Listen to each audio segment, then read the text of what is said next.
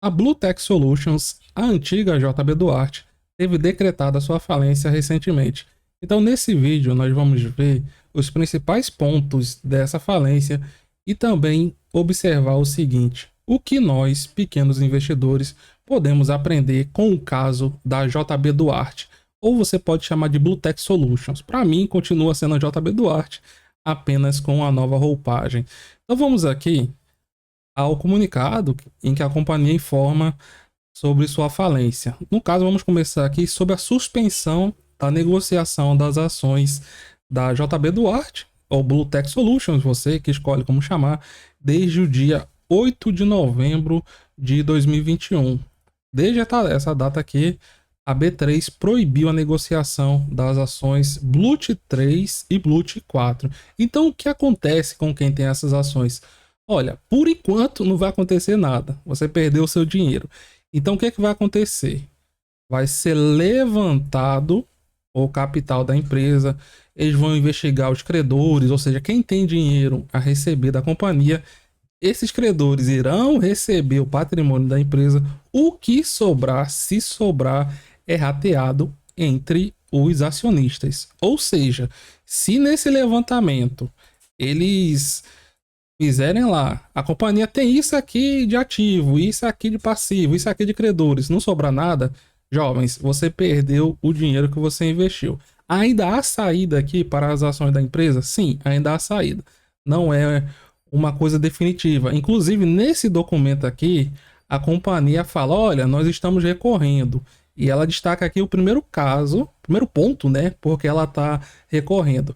Porque não houve o trânsito em julgado e também aqui da inegável possibilidade de continuidade de negócio da companhia. O que ela está falando? Olha, nós podemos continuar realizando nossos negócios, não havia necessidade de ser decretada a falência da empresa.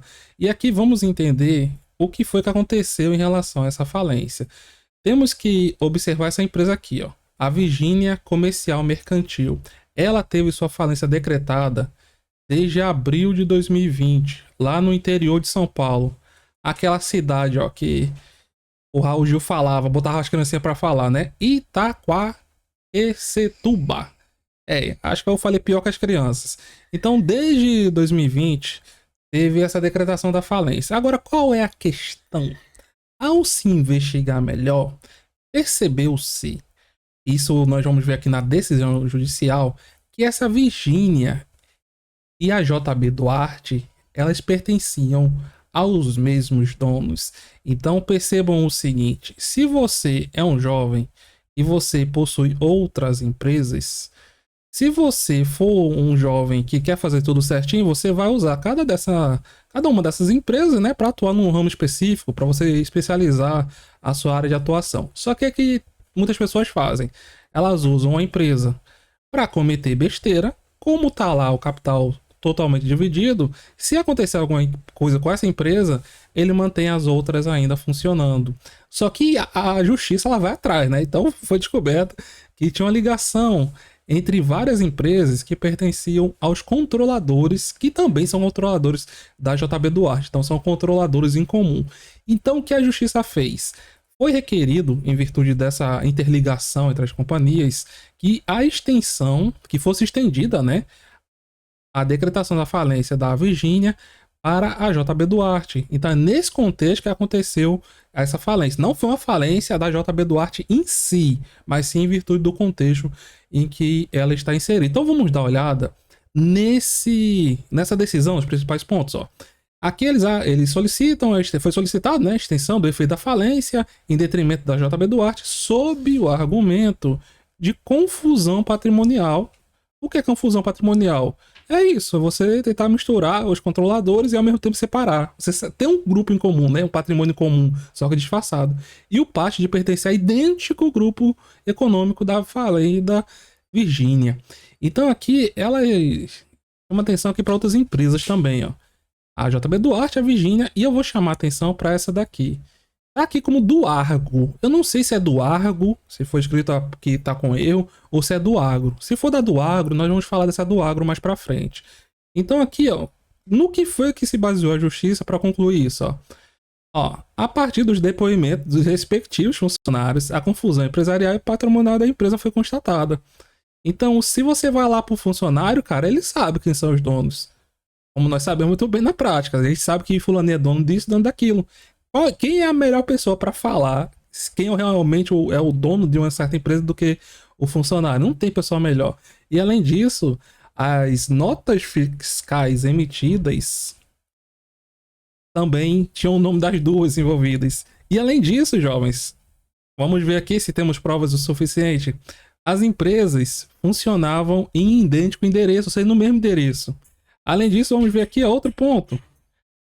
Com efeito, os elementos devem ser somados à peculiar condição da falida, com sócios em lugar certo e não sabido. Os respectivos fundadores se valeram de laranjas para a composição do quadro societário. Então você começa a investigar e você vê que tem pessoa que está lá no quadro societário que ele não pertence ao quadro societário e fala: opa, eu nunca fui dono dessa empresa. Então veja que aqui, jovens, tem coisa e tem outras coisas também. O que é importante nós percebermos: como era a situação dessa empresa? Que eu sempre abordava aqui e deixava sempre claro: olha, a situação da empresa é de tal forma, vamos fazer apenas uma revisão aqui e ver o que nós podemos aprender. A companhia, desde 97, jovens, ela não atua praticamente em nada. Ela já atuou aqui no setor industrial, comercial, exportando e importando produtos alimentícios, mas desde 97 ela é praticamente um mico da bolsa.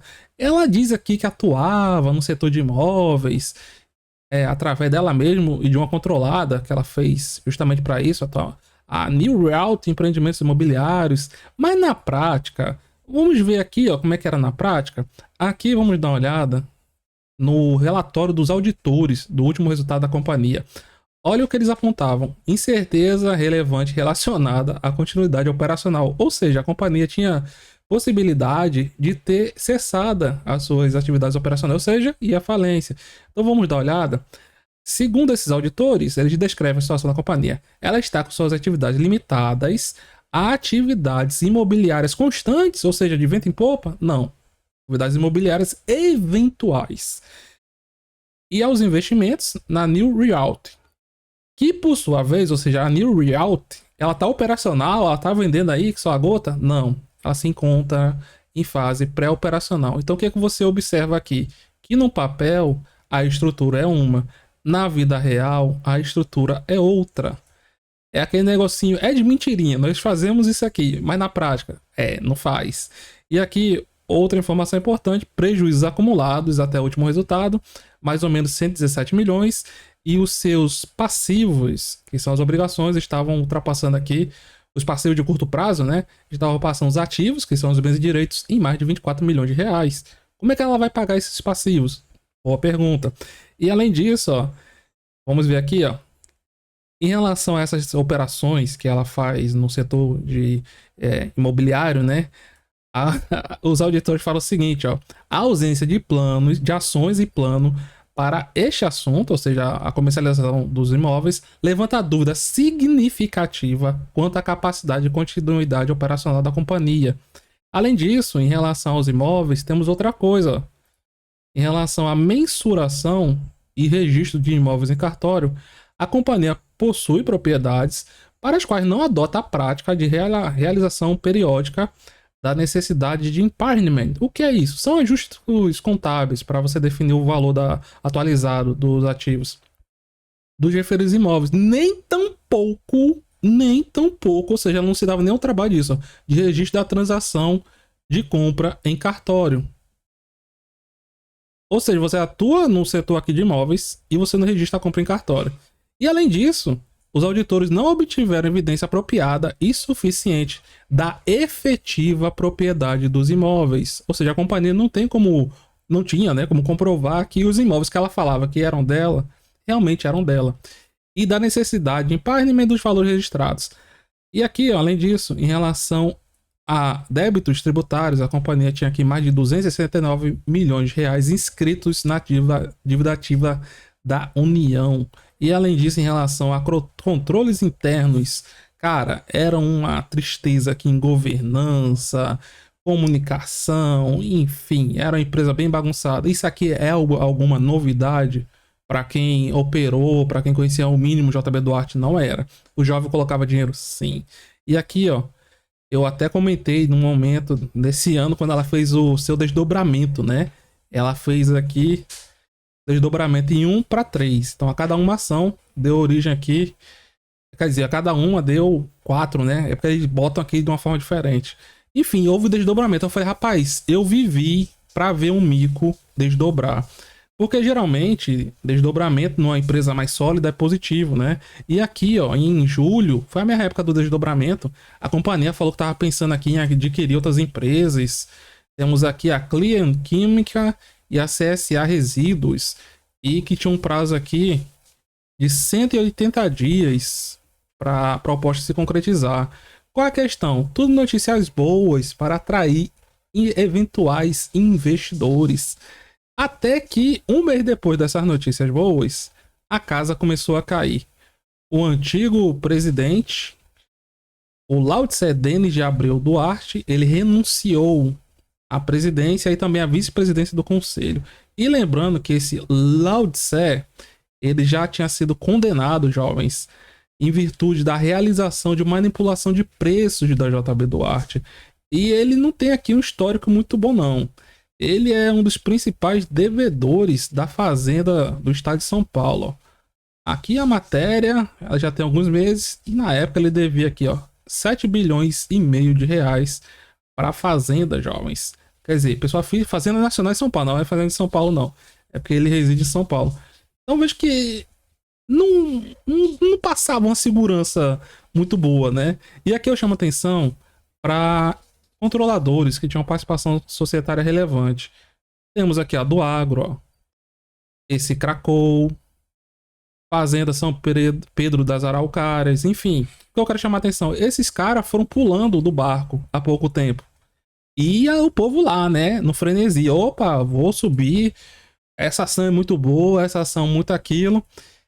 Então vejam, ó, só o povo jogou na rede, né?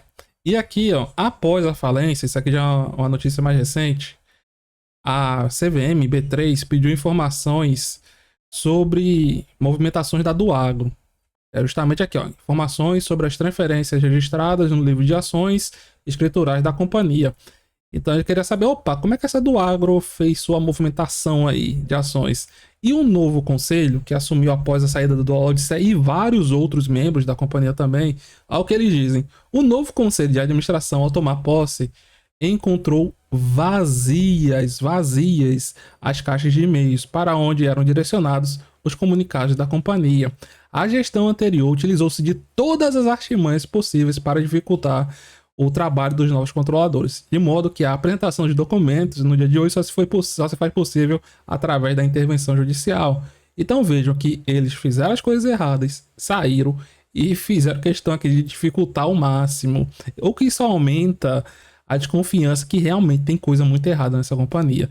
Tinha como nós sabermos que a empresa iria à falência? Não, não tinha. Mas é obrigação sua a investir em empresas com essa governança, sem que não dá lucro, não tem atividade, não tem receita, não tem nada, você ter consciência que é um investimento de alto risco, se é que a gente pode chamar de investimento, né? Então, qual é a melhor coisa a fazer? Cara, ficar fora. Ah, mas eu quero experimentar, não sei o que. Então você bota um recursozinho aqui, ó, bem pouquinho. Porque se acontecer coisas extremas, como por exemplo, decretação de falência, ou por exemplo, a ação cair bastante, você vai tá com um pequeno capital. Imagina o cara que tá com o dinheiro preso aí, contando com uma possível reversão dessa decretação de falência.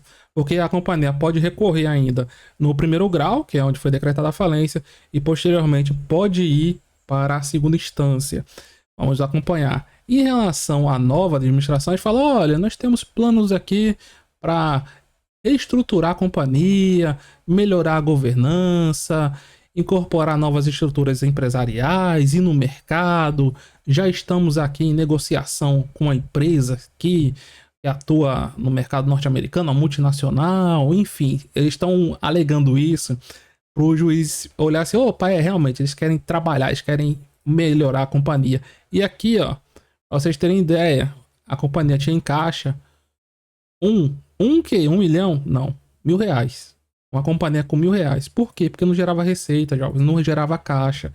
Então, muito cuidado com esse tipo de empresa, jovens. E aqui eu convido os jovens a dar uma olhada nos nossos demais vídeos e nas demais playlists do canal. Se gostou, deixa o seu like. Muito obrigado a todos. E é o que eu sempre falo aqui: prudência, prudência, prudência. Até mais, meus jovens.